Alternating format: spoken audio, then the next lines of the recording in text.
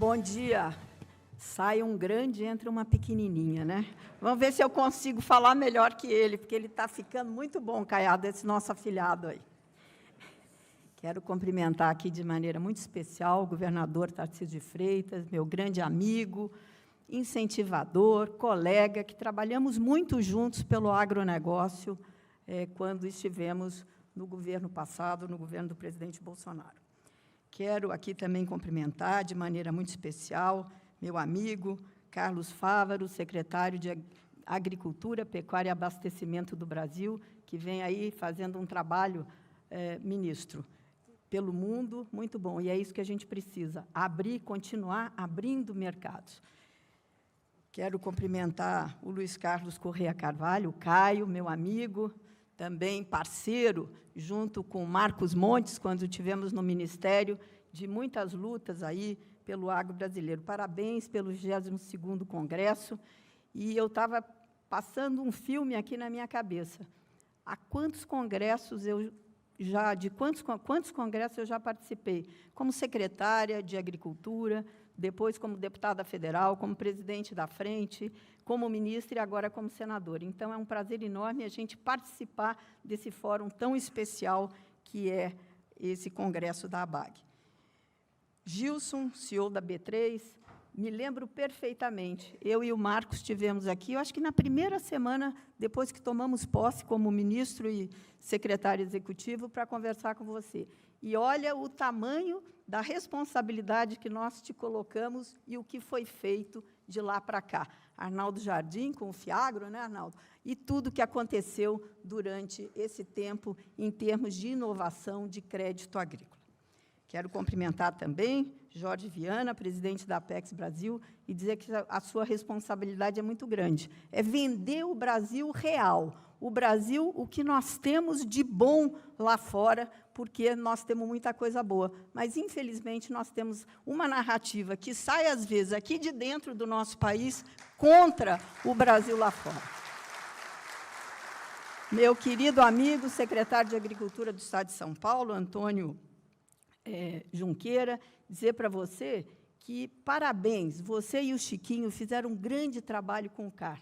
E, quando a gente fala de Código Florestal, que está sendo desfigurado, como bem disse aqui o meu querido deputado Pedro Lupion, está aqui o nosso ex-ministro Juca, e nós sabemos que o Código Florestal, eu não entendo porque ele é tão contestado por nós. Todos os dias nós temos uma nova ação que traz insegurança jurídica e nós já podíamos ter avançado muito. Parabéns pela coragem de São Paulo em fazer o CAR dinamizado.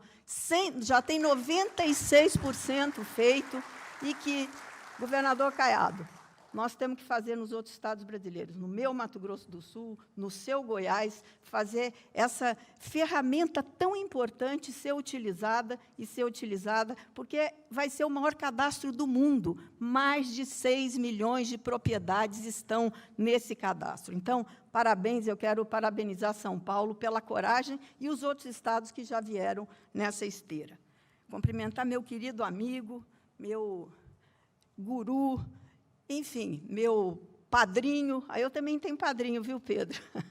Doutor João Martins, pelo seu trabalho, à frente da CNA, à frente dos produtores, representando os produtores rurais de todo o Brasil, e sempre pensando lá na frente, o que é que vai acontecer, o que é que nós podemos estar à frente do nosso tempo.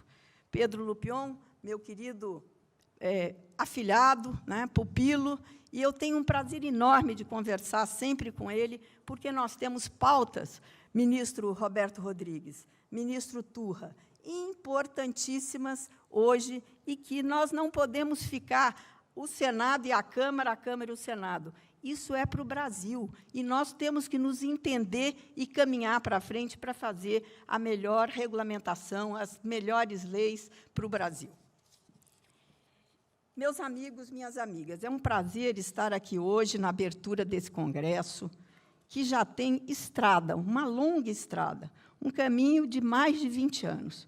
E basta olhar para trás e ver como o agronegócio evoluiu nesse tempo. E como evoluiu. E, olhando para frente, nós continuamos na vanguarda. Não tenho dúvida que o agro, pela sua trajetória, reúne as melhores condições para levar o país à chamada economia verde e consolidar, apesar dos detratores, a imagem do Brasil moderno, fornecedor de alimentos de qualidade, produzidos com práticas sustentáveis e inovadoras. Sei que os painéis do Congresso irão analisar em profundidade todos esses aspectos. Embaixador Azevedo, é um prazer tê-lo aqui conosco, e eu tenho certeza que o senhor vai trazer um olhar novo do que é que nós precisamos fazer lá fora para levar o que nós temos de bom e reverter essa imagem negativa, principalmente do agro brasileiro.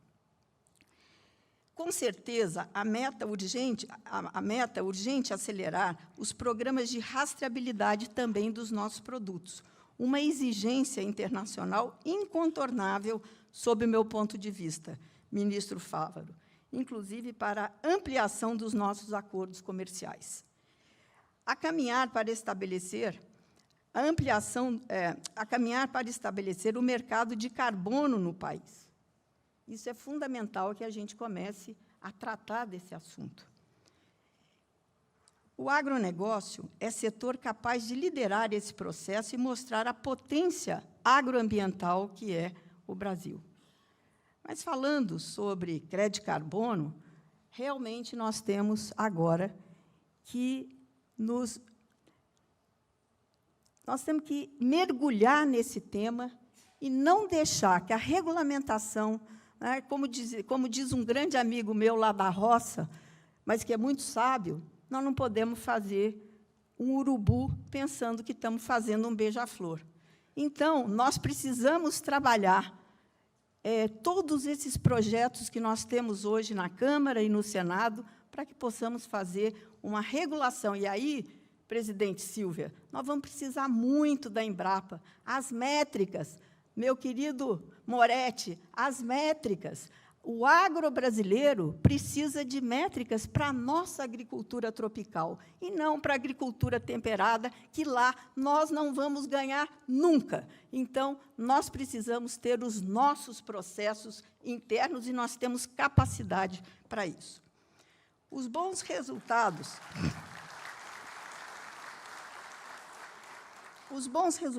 se consolidaram, e hoje o agro segura o PIB e a balança comercial, além de irrigar o interior do país, notadamente o Centro-Oeste, com prosperidade, como mostrou o censo de 2022. Porque não podemos esquecer que o desenvolvimento deve proporcionar melhoria dos indicadores sociais, geração e distribuição de renda para a nossa população. Não tenho dúvida também que continuaremos a avançar em tecnologia. A era 5G e a inteligência artificial estão aí, ao alcance do campo moderno, em especial dos grandes produtores. Não há volta nessa estrada, e precisamos democratizar e disseminar o acesso a esse universo, que não acontecerá sem a expansão da internet em todos os rincões brasileiros. É preciso governança, outro tema desse congresso, para alavancar esse projeto, que deve chegar aos pequenos e médios produtores. A modernidade deve beneficiar a todos. Estão aí os drones, os sensores, os cadernos de campo digitais, as estações meteorológicas nas propriedades rurais, o sistema de GPS, a automação, a internet das coisas, que trazem ganhos para a qualidade do trabalho dos homens e mulheres do campo, para o meio ambiente e, sobretudo, para a produtividade. Quero lembrar aqui apenas um exemplo concreto, medido pela nossa tão fundamental Embrapa, Empresa Brasileira de Produção Agropecuária. Em 1976, a produção de algodão no Brasil ocupava uma área de 4 milhões de hectares, com produção de 1,2 milhão de toneladas. Ao longo de 43 anos, ocorreu uma inversão fantástica.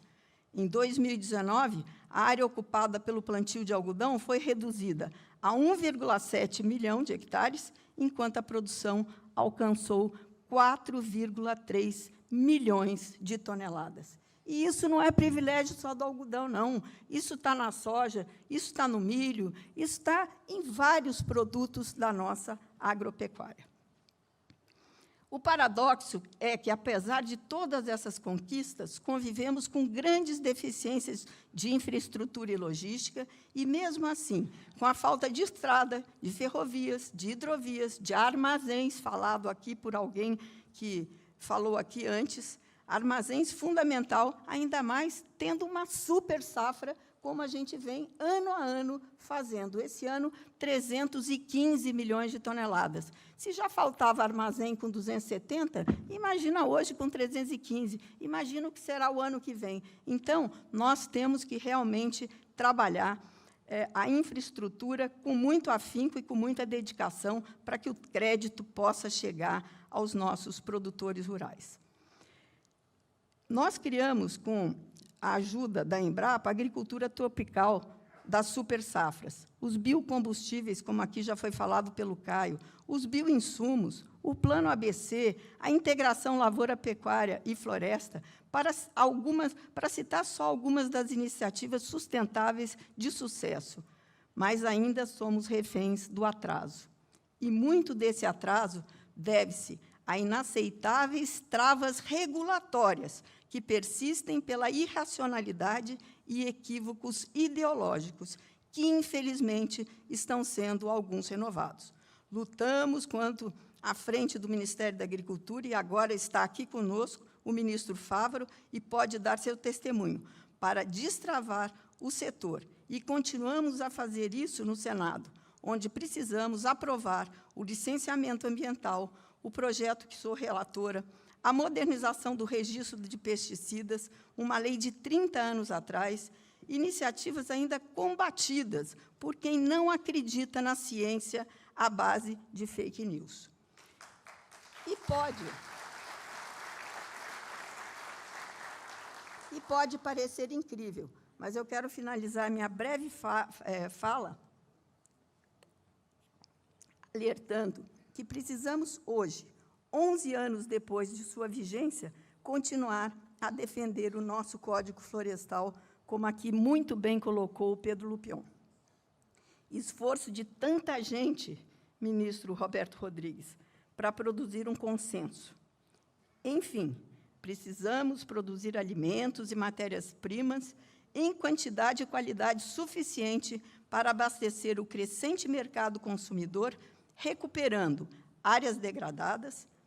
E aí, falamos não de áreas degradadas, do mercado de carbono.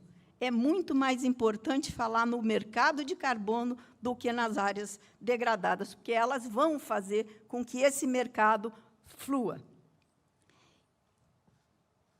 Sem desmatamento ilegal, com respeito ao Código Florestal. E é muito importante falar, desmatamento ilegal. O nosso Código Florestal prevê, em alguns biomas, o desmatamento, X%, 80% na Amazônia tem que ficar preservado, só 20% pode ser desmatado. No Cerrado, ao contrário, né? No Pantanal, nós estamos assistindo hoje uma guerra de destruição, de novo, de narrativa, e dizendo que vamos acabar com o Pantanal. Isso não é verdade, as pessoas precisam se atentar por aquilo que está sendo feito e quem é que é contra algumas das políticas que estão aí, que o Código Florestal implementou. É claro que somos favoráveis ao acordo Mercosul-União Europeia.